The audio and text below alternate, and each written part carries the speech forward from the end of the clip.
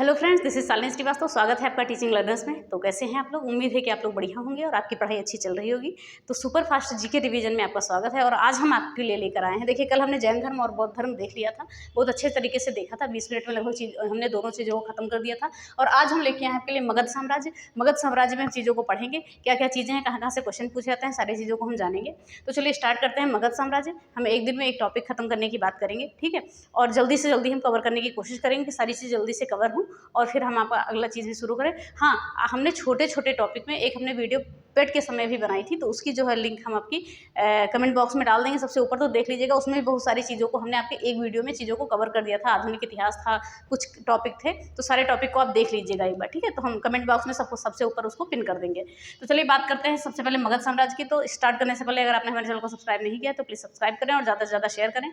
आपको बोर्ड पे देखने की कोई ज़रूरत नहीं है, सिर्फ ध्यान से देखिए और सुनिए, ठीक है, क्योंकि लिखा हुआ कैसा है आपको नहीं समझ में आएगा। ध्यान से देखिए, सुनिए और जो बता रहे हैं उस पर ध्यान दीजिएगा। तो बात करेंगे हम मगध साम्राज्य का। मगध साम्राज्य क्या था? जो सबसे शक्तिशाली महाजनपद था ये मगध था, ठीक है। और मगध साम्राज्य की राजधानी क्या थी? आपकी गिरिब्रज थी। और संस्थापक कौन था मगध साम्राज्य का? बृहद्रथ था। याद रखिएगा, पूछा जाता है क्वेश्चन कि मगध साम्राज्य का जो है संस्थापक कौन था? मगध साम्राज्य का संस्थापक कौन था? ये कौन था प्राचीन मगध साम्राज्य का? एक मिनट, बृहद्रथ था, ठीक है। और ये 6ठी शताब्दी में इसका उदय माना जाता है। मगध साम्राज्य का उदय जो है उत्कर्ष कब माना जाता है? 6ठी शताब्दी में माना जाता है। और इसकी समय सीमा क्या है? 544 बीसी से 185 बीसी तक। और मगध साम्राज्य के अंतर्गत 4 वंश आते हैं। कौन कौन से आते हैं आपके? हर्यक वंश आता है, शिशुनाग वंश आता है, नंद वंश आता है, ठीक है, नंद वंश आता है और मौर्य वंश आता है, ठीक है। तो आज हम इन 3 वंश को पढ़ेंगे, हर्यक वंश, शिशुनाग वंश और नंद वंश को, और मौर्य वंश, क्योंकि यहाँ से सबसे ज़्यादा क्वेश्चन बनने की संभावना रहती है और बड़ा भी है, तो हम इसको एक वीडियो में बहुत अच्छे तरीके से देखेंगे चीज़ों को। तो सबसे पहले हम हर्यक वंश देखेंगे। तो हर्यक वंश जो था इसे पितृहंतक वंश कहा जाता है। याद रखिएगा, पितृहंतक वंश कहा जाता है। हर्यक वंश का संस्थापक कौन था? बिंबिसार था। याद रखिएगा। इनका शासनकाल क्या था? 544 बीसी से 492 बीसी। 52 साल का इनका था कार्यकाल। और भारतीय इतिहास में सबसे लंबा कार्यकाल किसका माना जाता है? बिंबिसार का माना जाता है। तो इन चीज़ों को हम याद रखेंगे। 52 वर्ष तक इन्होंने शासन किया था और भारत का सबसे लंबा, इतिहास का सबसे लंबा जो है शासनकाल इन्हीं का माना जाता है, 52, ठीक है, 52 साल का, ठीक है। तो चलिए फिर आगे हम देखते हैं। और इसके संस्थापक थे बिंबिसार का एक नाम था श्रोणिक था, ये भी पूछा जाता है। और इनकी राजधानी क्या थी? राजगृह थी। बिंबिसार की राजधानी क्या थी? राजगृह थी। ओके। इन्होंने अंग को जीता था, तो अंग को जीतने के बाद अपने पुत्र अजातशत्रु को अंग का राजा बना दिया था। ये चीज़ आप याद रखेंगे। और इनका विवाह किससे हुआ था? ये लोग क्या करते थे? साम्राज्य विस्तार के लिए विवाह करते थे। तो इनका विवाह हुआ था महाकोशला से, चेलना से और क्षेमा से। तो पहले ये बौद्ध धर्म के अनुयायी थे, लेकिन अपनी पत्नी चेलना के कहने पर ये जैन धर्म के अनुयायी बन गए थे, ठीक है। और ये डिटेल आपने पढ़ा होगा कि महाकोशला कौन थी और चेलना कौन थी और क्षेमा कौन थी। तो ये सब बताने की आवश्यकता नहीं है, वैसे पूछा भी नहीं जाता है। चेलना क्या थी? चेटक की पुत्री थी। और महाकोशला आपकी क्या थी? ये कौशल के राजा प्रसेनजीत की बहन थी। और प्रसेनजीत की बहन ये थी। अभी पुत्री की शादी हम यहाँ करवाएंगे अजातशत्रु से, ठीक है। और क्षेमा की बात करेंगे। क्षेमा कौन थी? तो क्षेमा ये भद्र प्रदेश की राजधानी थी, वहीं की थी, ठीक है। तो ये सारी चीजें हो गई, हमने क्या देखा। और उत्तराधिकारी इन्होंने उत्तराधिकारी किसे नियुक्त किया? दर्शक को। दर्शक इनका बड़ा पुत्र था, लेकिन इनकी हत्या करके अजातशत्रु जो है शासक बन गया। अजातशत्रु का दूसरा नाम क्या था? पुड़िक था। और इसे प्रथम पितृहंता कहते थे। याद रखिएगा, इसने पहली बार अपने पिता की हत्या करके शासन को हासिल किया था, ठीक है। और इसका शासन क्या रहा था? 32 साल रहा था। सारी चीज़ों को अभी हम एक बार और स्पष्ट करेंगे। और इसकी माता का क्या नाम था? महाकोशला, यानी ये महाकोशला का पुत्र कौन था? अजातशत्रु था। और प्रथम बौद्ध संगीति इसी के समय में हुई थी। और ये जैन धर्म का अनुयायी था, ये भी आप याद रखेंगे। कौन? अजातशत्रु जो है जैन धर्म का अनुयायी था। और प्रसेनजीत से काशी के लिए जीतने के लिए इसका युद्ध हुआ था। तो उसमें क्या है, प्रसेनजीत को अजातशत्रु ने हराया था और उसकी पुत्री वाजिरा से विवाह कर लिया था। किसने? अजातशत्रु ने। तो ये चीज़ें हो गई। फिर उसके बाद आता है उदयन। इसका शासनकाल था 460 बीसी से 444 बीसी था। और इसको द्वितीय पितृहंता माना जाता है, क्योंकि इसने अजातशत्रु की हत्या करके इसने शासन गद्दी पाई थी, ठीक है। और बात करें, इसने पाटलिपुत्र नगर की स्थापना की थी। क्वेश्चन पूछा जाता है कि पाटलिपुत्र नगर की स्थापना किसने की थी? तो उदयन ने की थी, तो याद रखेगा। और उदयन के बाद भी दो जो राजा आए हैं वो इंपॉर्टेंट नहीं है। एक अनिरुद्ध थे, एक मुंडा थे, तो इनको इंपॉर्टेंट नहीं है, ये नहीं पूछा जाता है। फिर नागदशक की बात करें तो नागदशक जो हर्यक वंश का अंतिम शासक था और इसकी हत्या इसके मंत्री शिशुनाग ने कर दी थी। उसके बाद उसने शिशुनाग वंश की स्थापना की थी। चलिए एक बार हम हर्यक वंश को और देखते हैं जल्दी से। हर्यक वंश को पितृहंतक वंश कहते हैं। संस्थापक कौन था? बिंबिसार थे।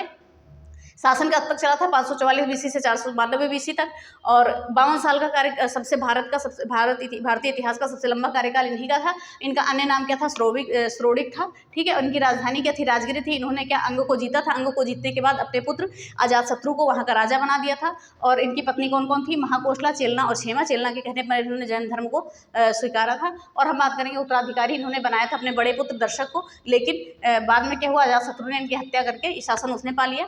तो अजातशत्रु का अन्य नाम क्या था? कुड़िक था। इसका शासन 32 साल का था और एक पहला पितृहंता माना जाता है। इसने बिम्बिसार की हत्या की थी। और मैं इसकी माता कौन थी? महाकोशला थी। प्रथम बौद्ध संगीति इसी के समय में आयोजित हुई थी और ये जैन धर्म का अनुयायी था, याद रखेंगे हम। और प्रसेनजीत जो है, प्रसेनजीत से काशी जीतने के उसमें युद्ध हुआ था, तो प्रसेनजीत को इसने हराया और उसकी पुत्री वाजिरा से इसने शादी कर ली। उसके बाद आता है उदयन। उदयन ने अजातशत्रु की हत्या करके शासन लिया। तो उदयन क्या था? 460 बीसी से 444 बीसी तक इसने पाटलिपुत्र नगर की स्थापना की थी और इसे द्वितीय पितृहंता कहा जाता है। तो ये भी चीज़ों को हम याद रखेंगे, ठीक है। इन चीज़ों को हम याद रखेंगे, तो आप भी ध्यान रखिएगा। एक मिनट ओके। फिर बात करेंगे अंतिम शासक आता है नागदशक। नागदशक के मंत्री शिशुनाग ने उसकी हत्या कर दी थी। तो पूछा जाएगा आपसे हरेक वंश का संस्थापक कौन था? तो बिम्बिसार था। अंतिम शासक कौन था? तो नागदशक था। संस्थापक और अंतिम शासक जरूर पूछा जाता है, तो याद रखिएगा। और इन चीज़ों को भी हमने जान लिया है, जो चीज़ें आप समझ सकते हैं, ठीक है। फिर हम आगे की बात करेंगे शिशुनाग वंश की। तो शिशुनाग कौन था? शिशुनाग क्या था? नागदशक का मंत्री था और इसने हत्या करके क्या की थी? गद्दी पाई थी। तो शिशुनाग वंश 412 से 394 तक इसका शासनकाल चला था, ठीक है। और इसने राजधानी क्या है? वैशाली बनाई थी और इसने अवंती को जीता था, ठीक है। राजधानी क्या बनाई थी? वैशाली बनाई थी, अवंती को जीता था। और शिशुनाग के बाद कौन आता है? कालाशोक आता है। कालाशोक का शासनकाल रहता है 394 बीसी से 366 बीसी तक।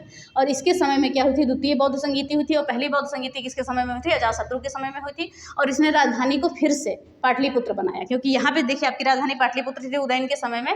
और फिर क्या हुई थी? शिशुनाग ने वैशाली बना ली थी, फिर कालाशोक ने फिर से पाटलिपुत्र राजधानी को बना लिया था। और इस वंश का अंतिम शासक कौन था? नंदीवर्धन था। और नंदीवर्धन क्या कालाशोक के 10 पुत्रों में से एक पुत्र था, याद रखिएगा। तो पूछा जाएगा शिशुनाग वंश का संस्थापक कौन था? तो शिशुनाग वंश का संस्थापक शिशुनाग था और अंतिम शासक कौन था? नंदीवर्धन था। ये दोनों क्वेश्चन आप जरूर याद रखिए। हरेक वंश का संस्थापक बिम्बिसार था, अंतिम शासक कौन था? नागदशक था, याद रखेंगे हम। फिर इसके बाद हमारा क्या आता है? नंदीवर्धन के बाद आता है हमारा नंदवंश, ठीक है। इसके बाद क्या आता है? नंदवंश। तो नंदवंश का संस्थापक कौन था? महापद्मनंद। तो महापद्मनंद को सर्वछत्रांतक, उग्रसेन, परशुराम का दूसरा अवतार, एकराट कहा जाता है। इन सभी उपाधियों से इसको जानते हैं। और इसके समकालीन कौन था? पाणिनि था, याद रखेंगे हम। तो इसके बारे में हम इतना ही जानेंगे, ज़्यादा कुछ नहीं जानेंगे। तो नंदवंश का संस्थापक कौन सा था? महापद्मनंद था। और क्या था? उग्रसेन, परशुराम का दूसरा अवतार कहते थे, एकराट कहते थे। और इसके समकालीन कौन थे? पाणिनि थे। फिर हम बात करेंगे घनानंद की। तो घनानंद, इसके बाद किसका शासन आया? घनानंद का। इसे अग्रबीज भी कहते हैं और सिकंदर का आक्रमण इसी के समय हुआ था। और यही घनानंद का युद्ध हम कराएंगे चंद्रगुप्त मौर्य से। तो इन चीज़ों को भी आप देखिएगा, बहुत अच्छी चीज़ें हैं आगे जो मौर्य वंश से सबसे ज़्यादा क्वेश्चन बनेंगे, ये हम कल पढ़ेंगे। इसको याद रखिएगा, कल हम पढ़ेंगे इसको, क्योंकि बड़ी चीज़ें हैं और ज़्यादा से ज़्यादा क्वेश्चन यहाँ से बनते हैं, इसीलिए। फिर हम बात करेंगे, तो हमने बात किया कि घनानंद का जो है, घनानंद के समय ही सिकंदर का आक्रमण हुआ था। तो हर एक वंश के बारे में इतनी चीज़ें हमने जान ली। कौन कौन से वंश आते हैं? हर एक वंश, मगध साम्राज्य में कौन कौन से वंश आते हैं? हर एक वंश आता है, शिशुनाग वंश आता है, नंद वंश आता है, मौर्य वंश आता है। तो 3 वंश के बारे में हमने जान लिया। अब उसके बाद हम जानेंगे मौर्य वंश के बारे में कल। लेकिन अब इसके बारे में जानने से पहले हम थोड़ा सा सिकंदर के बारे में भी जानेंगे। इन सभी चीज़ों को हमने रिपीट कर लिया है। आई होप आपको समझ में आ गया होगा, अच्छे से देखिएगा। तो सिकंदर क्या था? मकदूनिया का राजा था। ये भारत कब आया था? 326 बीसी में आया था और 325 बीसी में चला गया था। कहते हैं सिकंदर विश्व विजेता था, तो नहीं था ये विश्व विजेता। विश्व का इसने 10% भी नहीं जीता था, तो याद रखिएगा। और पूछा जाता है क्वेश्चन, सिकंदर किस दर्रे से भारत आया था? तो खैबर दर्रे से भारत आया था।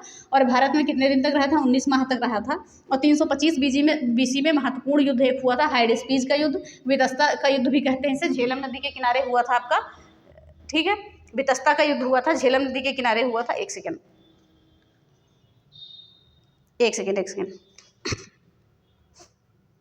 ठीक है। फिर हम बात करते हैं, तो सिकंदर और पुरु के बीच में हुआ था, इसमें सिकंदर ने पुरु को हरा दिया था, ठीक है। तो ये सारी चीज़ें पूछा जाता है कि हाइडेस्पीज का युद्ध कहाँ पर हुआ था, किसके बीच हुआ था, तो ये चीज़ें आप बताएंगे।